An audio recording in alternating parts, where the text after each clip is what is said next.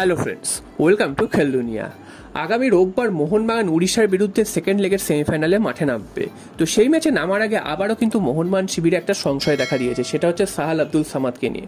তোমরা জানো যে সাহাল আব্দুল সামাদ অনেকদিন ধরেই চোটগ্রস্ত হয়ে পড়ে রয়েছেন এবং তিনি আজকের খেলবেন কালকের খেলবেন করে কিন্তু প্রায় 1.5 মাস হয়ে গেছে তিনি কিন্তু কোনো ম্যাচেই নামতে পারছেন না।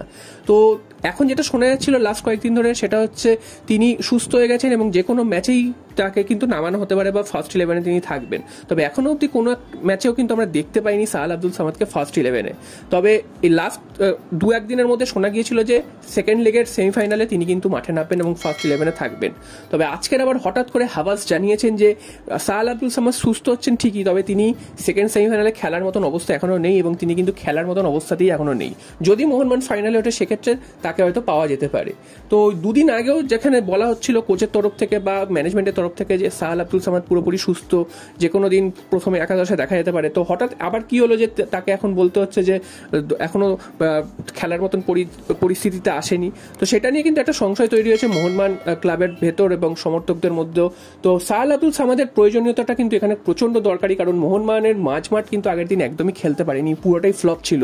জনি কাউকে থেকে শুরু করে অভিষেক সূর্যবংশী প্রত্যেকেই কিন্তু ফ্লপ ছিলেন, তারা অফ কালার ছিলেন।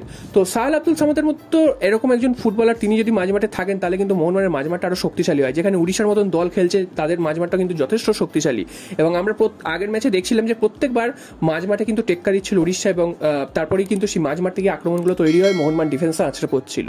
তো সেটা যদি যুবভারতী ক্রীড়াঙ্গনেও হয় আগামী ম্যাচে তাহলে কিন্তু মোহনবাগানের জন্য খুবই খারাপ একটা সংকেত রয়েছে এবং এটা এরকমও হতে পারে যে সাহাল আব্দুল সামাদকে নিয়ে কিন্তু একটা গেম খেলছে মোহনবাগান ম্যানেজমেন্ট, আগে থেকে বলে রাখছে যে তিনি খেলার মতন অবস্থায় নেই, হঠাৎ করে হয়তো টিম লিস্টে তার নাম ঘোষণা করে দেবে, একটা চমক দেবে প্রতিপক্ষকে, সেটাও কিন্তু হতে পারে।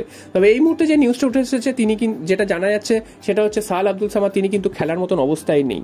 তো এছাড়াও মোহনবাগান কিন্তু নেক্সট যে ম্যাচ হচ্ছে সেখানে কিন্তু দল খুব একটা বেশি চেঞ্জ করবে বলে মনে হয় না। আরমান্দো সাদিকু তিনি তো রেড কার্ড দেখেছেন, অর্থাৎ ফার্স্ট 11 কেন তিনি বেঞ্চেও থাকবেন না, তো পুরো মাঠের বাইরে থাকবেন তিনি। তো জেসন কামিংস তিনি স্টার্ট করবেন, এছাড়া আর বাকি দল খুব একটা যে চেঞ্জ হবে বলে মনে করা হয় না।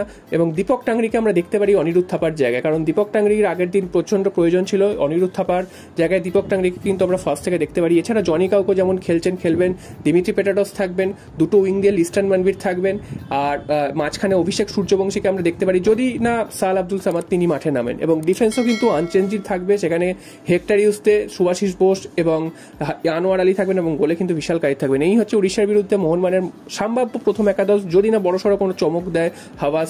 তো এটাই হচ্ছে মোহনবাগানের সম্ভাব্য একাদশ। তো দেখা যাক শেষ পর্যন্ত মোহনবাগান 1 গোলের ব্যবধানে জিতলে মোহনবাগান কিন্তু ট্রাইব্রেকারে নিয়ে যাবে বা ইনজুরি এক্সট্রা টাইমে নিয়ে যাবে, এবং মোহনবাগান যদি 2 গোলের ব্যবধানে যেতে সেক্ষেত্রে কিন্তু ম্যাচটা মোহনবাগান নিজেদের পকেটে পুরে নেবে। তো দেখা যাক শেষ পর্যন্ত কি হয়, কি রেজাল্ট হয় এবং মোহনবাগান